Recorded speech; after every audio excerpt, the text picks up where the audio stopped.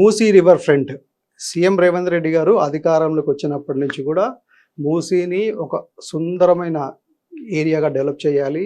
అంటే వరల్డ్లో ఉన్న టాప్ సిటీస్ అన్ని చూస్తే కనుక మనం సింగపూర్ కానీ లేదంటే ఫర్ ఎగ్జాంపుల్ ఆస్ట్రేలియా కానీ మీరు సియోల్ కానీ ఫర్ ఎగ్జాంపుల్ సౌత్ కొరియా ఇట్లాంటివన్నీ చూస్తే కూడా అన్నీ ఆల్మోస్ట్ మీకు ఎక్కడైతే నది ప్రవహిస్తుందో అక్కడే డెవలప్ అయ్యాయి. కరెక్ట్. సో మరి మన రేవంత్ రెడ్డి గారు కూడా మూసీ రివర్ ఫ్రంట్ డెవలప్ చేయాలి అని అనుకుంటున్నారు.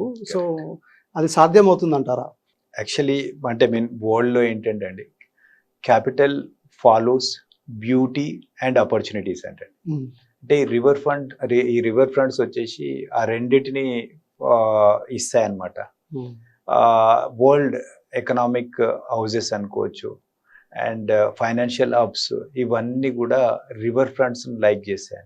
అందుకే ఇప్పుడు షాంఘైలో ఇప్పుడు గేట్వే ఆఫ్ హైదరాబాద్ అనే ఐడియా మేబీ హాంగ్ఫూ రివర్ ఉందండి. ఇది షాంఘైలో రివర్ పక్కనే ఉంటుంది. గేట్వే ఆఫ్ చైనా అక్కడే ఉంటుంది. ఇప్పుడు ఒకవేళ షాంఘై హాంగ్ఫూ రివర్ను కానీ చూస్తే ఆ రివర్ పక్కన ఉన్న స్కై లైన్ బిల్డింగ్స్ ఆ బ్యూటీ కానీ చూస్తే అస్సలు కళ్ళకు రెప్పలు ఎందుకున్నాయని అనిపిస్తుంది. ఈవెన్ లండన్ అంటే అవి ఒక్కోసారి కళ్ళు మోసుకుంటుంటే అరే ఇవి లేకుంటే బాగుంటుండే అన్నంత బ్యూటీ ఉంటుంది.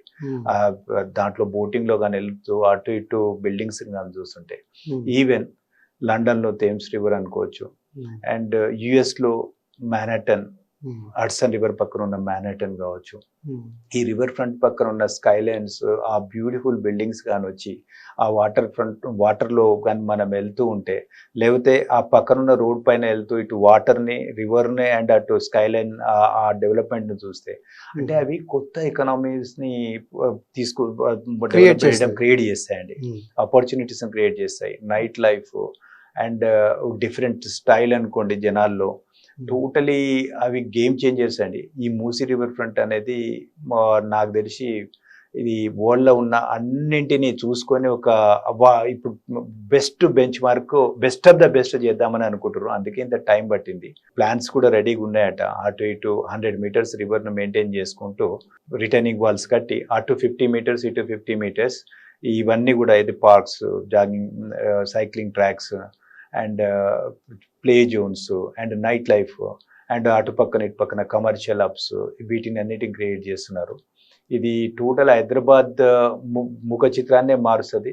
ఒకప్పుడు హైదరాబాద్ అంటే చార్మినార్ ఫోటో చూపిస్తుంటే తర్వాత బిర్లా మందిర్, తర్వాత ట్యాంక్ బండ్, తర్వాత హైటెక్ సిటీ, తర్వాత ఇప్పుడు ఈ పెద్ద పెద్ద బిల్డింగ్స్ దుర్గం చెరువు అవి చూపిస్తున్నాం. ఫ్యూచర్ హైదరాబాద్ నెక్స్ట్ 15-20 years తర్వాత హైదరాబాద్ అంటే ఆ మూసీ రివర్ ఫ్రంట్ అనేది ఆ గేట్వే ఆఫ్ హైదరాబాద్ అనేది చూపిస్తుంది. అది దీంతో చరిత్రలో నిలిచిపోనున్నాడండి రేవంత్ రెడ్డి అంటే ఫ్యూచర్లో గుర్తొచ్చేది ఇప్పుడు జలయజ్ఞం అంటే రాజశేఖర రెడ్డి గారు గుర్తొస్తారు, కాళేశ్వరం అంటే కేసీఆర్ గుర్తొస్తారు. భావితరాలకు రేవంత్ రెడ్డి గారు గుర్తుండాలంటే తప్పకుండా ఈ మూసీ రివర్ ఫ్రంట్ అని అనుకుంటున్నానండి.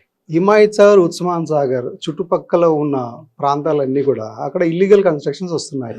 ఇల్లీగల్ గా కన్వెన్షన్ సెంటర్స్ కడుతున్నారు. వేల మందితో పెళ్లిళ్ళు అవన్నీ సెలబ్రేషన్స్ అవన్నీ జరుగుతున్నాయి.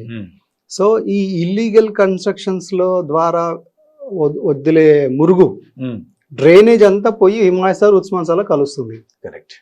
సో మరి అలాంటి పరిస్థితి ఉన్నప్పుడు అంటే మీరు బేసిక్ గా ఎక్కడ ప్రాబ్లం ఉందో ఆ ప్రాబ్లం రిజాల్వ్ చేయకుండా ఈ గండిపేట తర్వాత ప్రాంతాన్ని బాపుఘాట్ వరకు మీరు అది డెవలప్ చేసినంత మాత్రాన మరి ఎలా ఇంటర్నేషనల్ సిటీగా ఎలా ప్రపంచంలో గుర్తింపు లభిస్తుంది అంటారు?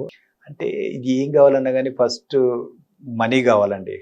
మనీ కావాలంటే ఇక్కడున్న మేబీ ఇక్కడ సిబిడి సెంట్రల్ బిజినెస్ డిస్ట్రిక్ట్ అంటే హైటెక్ సిటీకి, ఫైనాన్షియల్ డిస్ట్రిక్ట్కి, ఇప్పుడు కోకాపేట్, నియోపోలిస్కు మించి అక్కడ ఒక సిటీగా తీసుకొచ్చిండు అనుకోండి, గవర్నమెంట్కి ఫస్ట్ ఆఫ్ ఆల్ కొంచెం డబ్బులు వస్తాయి. అది పెద్ద పని కాదండి.